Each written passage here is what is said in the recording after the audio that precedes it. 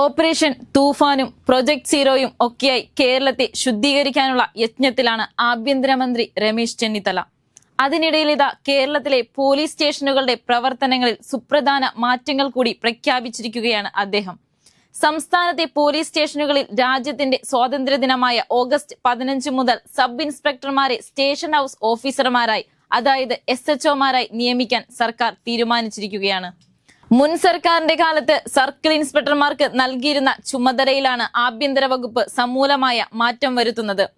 നേരിട്ട് ജോലിയിൽ പ്രവേശിക്കുന്ന യുവതി യുവാക്കൾക്ക് പുതിയ ചുമതലകളും ഉത്തരവാദിത്തങ്ങളും നൽകുന്നത് അവരുടെ കാര്യക്ഷമതയും തീരുമാനങ്ങൾ എടുക്കാനുള്ള കഴിവും വർദ്ധിക്കുമെന്ന് ചെന്നിത്തല വിശ്വസിക്കുന്നു. പൊതുവെ എതിരെ നിൽക്കുന്നവരുടെ വലിപ്പ ചെറുപ്പം നോക്കാതെ നീതി നടപ്പാക്കാനുള്ള ഒരു ധൈര്യം ചെറുപ്പക്കാർക്ക് കൂടുതലായിരിക്കും. പക്ഷെ ഇടയ്ക്ക് വന്ന പരിഷ്കരണങ്ങൾ കാരണം കഴിഞ്ഞ കുറച്ച് കാലങ്ങളായി SIമാർക്ക് കാര്യക്ഷമത കുറയുന്നു എന്നൊരു പരാതി പോലീസിനുള്ളിൽ തന്നെയുണ്ട്. സംസ്ഥാനത്തെ 484 ലോ ആൻഡ് ഓർഡർ പോലീസ് സ്റ്റേഷനുകളുടെ പ്രവർത്തനം കൂടുതൽ ജനകീയമാക്കാൻ പുതിയ മാറ്റം ഉപകരിക്കും. ഇതിൽ 419 പോലീസ് സ്റ്റേഷനുകളിലാണ് ഓഗസ്റ്റ് 15 മുതൽ സബ് ഇൻസ്പെക്ടർമാർ SHOമാരായി ചുമതലയേൽക്കുക. അതേസമയം കൂടുതൽ പ്രാധാന്യമുള്ള 60 പോലീസ് സ്റ്റേഷനുകളിൽ സർക്കിൾ ഇൻസ്പെക്ടർ റാങ്കിലുള്ള ഉദ്യോഗസ്ഥർ തന്നെ SHOമാരായി തുടരും. സാധാരണ പോലീസ് സ്റ്റേഷനുകളുടെ ചുമതല സബ് ഇൻസ്പെക്ടർമാർക്ക് നൽകുകയും അവർക്ക് മുകളിൽ മേൽനോട്ടത്തിനായി സർക്കിൾ ഇൻസ്പെക്ടർമാരെ നിയമിക്കുകയും ചെയ്യുന്ന രീതിയാണിത്.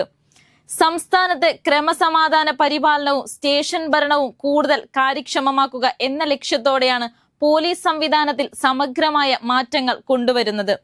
നേരത്തെ ഇതേ കാര്യങ്ങൾ ആവശ്യപ്പെട്ട് DGP റാവഡ ചന്ദ്രശേഖർ ആഭ്യന്തര വകുപ്പിനൊരു ശുപാർശ സമർപ്പിച്ചിരുന്നതാണ്. നിലവിലെ സംസ്ഥാനത്തെ പോലീസ് സ്റ്റേഷൻ ഭരണ സംവിധാനത്തിൽ നിരവധി അപാകതകളുണ്ടെന്ന് ചൂണ്ടിക്കാണിക്കുന്നതായിരുന്നു DGPയുടെ റിപ്പോർട്ട്. കഴിഞ്ഞ LDF സർക്കാർ 2018 പോലീസ് സ്റ്റേഷനുകളുടെ പദവി ഗസറ്റഡ് റാങ്കിലേക്ക് ഉയർത്തി ഇൻസ്പെക്ടർമാരെ SHO ആക്കിയത്. തന്ത്രപ്രധാനമായ മുല്ലപ്പെരിയാർ പോലീസ് സ്റ്റേഷന്റെ നിർണായക പ്രാധാന്യം കണക്കിലെടുത്ത് അവിടെ SHOയുടെ ചുമതല DYSPക്ക് നൽകും. പുതിയ പരിഷ്കാരത്തിലെ ഏറ്റവും ശ്രദ്ധേയമായ കാര്യം സംസ്ഥാനത്തെ 63 പോലീസ് സ്റ്റേഷനുകളിൽ വനിതാ സബ് ഇൻസ്പെക്ടർമാർ SHOമാരായി ചുമതലയേൽക്കുന്നു എന്നതാണ്. സബ് ഇൻസ്പെക്ടർമാർക്ക് മാർഗനിർദ്ദേശം നൽകാനും പ്രവർത്തനങ്ങൾ നിരീക്ഷിക്കാനുമായി സർക്കിൾ ഇൻസ്പെക്ടർമാരുടെ കീഴിൽ 200 പോലീസ് സർക്കിളുകൾ പുതിയതായി രൂപീകരിക്കും. ഭരണപരമായ വെല്ലുവിളികൾ പരിഹരിച്ച് കേസ് അന്വേഷണങ്ങളിൽ കൂടുതൽ ശ്രദ്ധ കേന്ദ്രീകരിക്കാൻ ഇൻസ്പെക്ടർമാർക്ക് ഈ മാറ്റത്തിലൂടെ അവസരമൊരുങ്ങുകയാണ്. ദൈനംദിന സ്റ്റേഷൻ ഭരണം പഴയ പോലെ SIമാർക്ക് തന്നെ വന്നു ചേരും.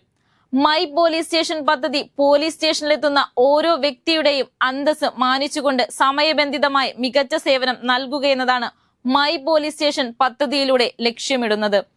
കസ്റ്റഡി മരണങ്ങൾ, മർദ്ദനങ്ങൾ എന്നിവ പൂർണ്ണമായും ഇല്ലാതാക്കുമെന്ന് ആഭ്യന്തരമന്ത്രി പ്രഖ്യാപിച്ചിട്ടുണ്ട്. കോടിയേരി ബാലകൃഷ്ണൻ ആഭ്യന്തരമന്ത്രിയായിരിക്കെ ആരംഭിച്ച ജനമൈത്രി സുരക്ഷാ പദ്ധതി മികച്ചതാണ്. അതിന് പകരമല്ല, മറിച്ച് ജനമൈത്രി പദ്ധതിയുടെ കൂടുതൽ കാര്യക്ഷമമായ വേർഷനായിരിക്കും മൈ പോലീസ് സ്റ്റേഷൻ പദ്ധതി. ഫീഡ്ബാക്ക് ശേഖരിക്കാനുള്ള സംവിധാനവും ഒരുക്കുമെന്ന് ചെന്നിത്തല വ്യക്തമാക്കിയിട്ടുണ്ട്. ലോകത്തിലെ ഏറ്റവും അപരിഷ്കൃതമായ നടപടികളിലൊന്നായ 3ാം മുറ ആരുടെ നേരെയും പ്രയോഗിക്കാൻ പാടില്ലെന്നും അത് നിയമവിരുദ്ധവും മാനവിക വിരുദ്ധവുമാണെന്ന് അദ്ദേഹം ഓർമ്മിപ്പിച്ചു.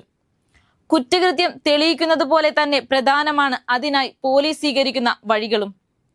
ആർക്കും ഏത് സമയവും കടന്നു വരാൻ ഒരു പേടിയും തോന്നേണ്ടാത്ത തരത്തിലേക്ക് ഓരോ പോലീസ് സ്റ്റേഷനുകളും മാറണമെന്നതാണ് ചെന്നിത്തലയുടെ ലക്ഷ്യം. പുതിയ കർമ്മ പദ്ധതിയും പരിശീലനവും നടപ്പാക്കും. അവ എന്തെല്ലാമെന്ന് നോക്കാം. പുതിയതായി ചുമതലയേൽക്കുന്ന എല്ലാ SHOമാർക്കും പ്രത്യേക പരിശീലനം നൽകാൻ തീരുമാനിച്ചിട്ടുണ്ട്. തുടർന്ന് പോലീസ് സ്റ്റേഷനുകളിലെ എല്ലാ ഉദ്യോഗസ്ഥന്മാർക്കും ഘട്ടം ഘട്ടമായി പരിശീലനം ലഭ്യമാക്കും. സർക്കിൾ ഇൻസ്പെക്ടർ മുതൽ മുകളിലേക്കുള്ള മേൽനോട്ട ഉദ്യോഗസ്ഥരുടെ സജീവമായ ഇടപെടൽ ഉണ്ടെങ്കിൽ മാത്രമേ പോലീസ് സ്റ്റേഷനുകളുടെ പ്രവർത്തനം കാര്യക്ഷമമാകൂ. പൗരന്മാരോടും കീഴുദ്യോഗസ്ഥരോടും നല്ല ബന്ധം പുലർത്താൻ ഇവർക്ക് കഴിയണം. അനാവശ്യ സമ്മർദ്ദം മൂലം ഉദ്യോഗസ്ഥർ ആത്മഹത്യയിലേക്ക് നീങ്ങുന്ന അവസ്ഥ ഒഴിവാക്കാൻ ഇത് സഹായിക്കും. കൂടാതെ സാങ്കേതിക രംഗത്തെ മാറ്റങ്ങൾ മേൽനോട്ട ഉദ്യോഗസ്ഥർ പഠിക്കുകയും ഉൾക്കൊള്ളുകയും വേണം. ലോൺ ആപ്പുകൾ ഉൾപ്പെടെയുള്ള സൈബർ തട്ടിപ്പുകൾ വർദ്ധിക്കുന്ന സാഹചര്യത്തിൽ ഇവ കാര്യക്ഷമമായി കൈകാര്യം ചെയ്യാൻ പോലീസിനെ പ്രാപ്തമാക്കും. ഇതിനായി IG സൈബർ സെക്യൂരിറ്റിയുടെ നേതൃത്വത്തിൽ നിലവിലൊരു സംവിധാനം പ്രവർത്തിക്കുന്നുണ്ട്. സംസ്ഥാനത്ത് 20 വർഷമായി നിലനിൽക്കുന്ന ജനമൈത്രി സുരക്ഷാ പദ്ധതി കൂടുതൽ കാര്യക്ഷമമാക്കും. നിലവിൽ യാന്ത്രികമായി മാറിയ ഈ പദ്ധതിയെ കൂടുതൽ ജനകീയമാക്കാനാണ് തീരുമാനം. മൈ പോലീസ് സ്റ്റേഷൻ പദ്ധതിയുടെ ഭാഗമായി സ്വതന്ത്രമായ വിലയിരുത്തലിന് പ്രത്യേക സംവിധാനം ഏർപ്പെടുത്തും. റേഞ്ച് DIGമാർ തങ്ങളുടെ ചുമതലയിലുള്ള ഓരോ സ്റ്റേഷനിൽ നിന്നും വിവരങ്ങൾ ശേഖരിക്കുകയും മാസം തോറും ഇത് വിലയിരുത്തി ആവശ്യമായ നിർദ്ദേശങ്ങൾ നൽകുകയും ചെയ്യും.